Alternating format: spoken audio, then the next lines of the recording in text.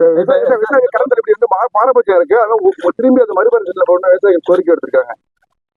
கண்டிப்பா அதனை பரிசீலனை நாங்கள் பண்ணிட்டு தான் இருக்கோம். அதுக்கான ஆலோசனை கூட்டம் நடந்துட்டு தான் இருக்கு. விரைவில் அதன் சம்பந்தமான விஷயங்களை வந்து தளபதி அவர்கள் அறிவிப்பா கொடுப்பாங்க. டெல்லி போயிருந்தீங்களா? என்ன மாதிரி போயிருந்தீங்க? என்ன மாதிரி உங்களுக்கு அனுபவம்? இல்ல, டெல்லி போனது நிறைய அனுபவங்கள், நிறைய கத்துக்கிறமே இருந்துச்சு. எந்தெந்த ஏரியால எந்தெந்த ஸ்டேட்ல வந்து என்னென்ன பற்றாக்குறைகளுக்கு எங்கெங்க அதிக விளைச்சல் ஏற்படுது.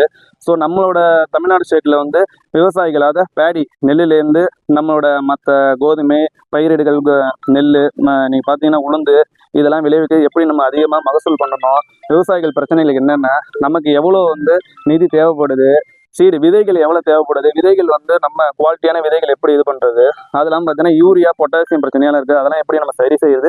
ஸோ இதெல்லாம் வந்து எங்களுக்கு விரைவில் வந்து நாங்கள் சரி செய்யணும்னு சொல்லிட்டு அங்கே நாங்கள் சொல்லி சார், எந்த ஒரு முறைகேடு நடந்தாலும் கண்டிப்பாக தக்க நடவடிக்கை எடுக்கப்படும் சார்.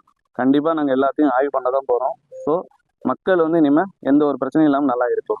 கும்பகோணம் சட்டமன்ற தொகுதியில் பார்த்தீங்கன்னா பல நாட்களாக வந்து தண்ணி பிரச்சனை ரொம்ப நீடிச்சிட்டு இருக்கு. நம்ம ஆட்சி பொறுப்பேற்றதுக்கு அப்புறம் கும்பகோணம் தொகுதி மக்கள் வந்து தண்ணீர் பற்றாக்குறை இருக்குன்னு சொன்னாங்க. நமக்கு வந்து 20 எம்எல்டி லிட்டர் வாட்டர் இருந்தால் மட்டும்தான் கும்பகோணம் தொகுதியை வந்து நம்ம வந்து கண்ட்ரோலாக தண்ணி எல்லாரும் கொடுக்க முடியும். இப்போ 16 எம்எல்டிலேருந்து 17 எம்எல்டி வாட்டர் தான் கும்பகோணம் தொகுதி கிடைக்கிது. ஸோ என்ன குடிநீர் பிரச்சனை என்னன்னு பார்ப்போங்கிறதுக்காக அதை சம்மந்தப்பட்ட அதிகாரி அவர்களை வர சொல்லி நம்ம குடிதாங்கி இங்கேருந்து தண்ணி போகிற பைப் எல்லாத்தையும் பார்த்தோம்.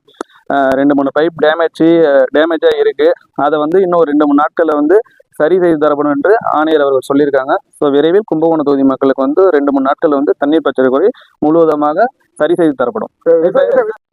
கண்டிப்பா அதனை பரிசீலனை நாங்கள் பண்ணிட்டு தான் இருக்கோம். அதுக்கான ஆலோசனை கூட்டம் நடந்துட்டு தான் இருக்கு.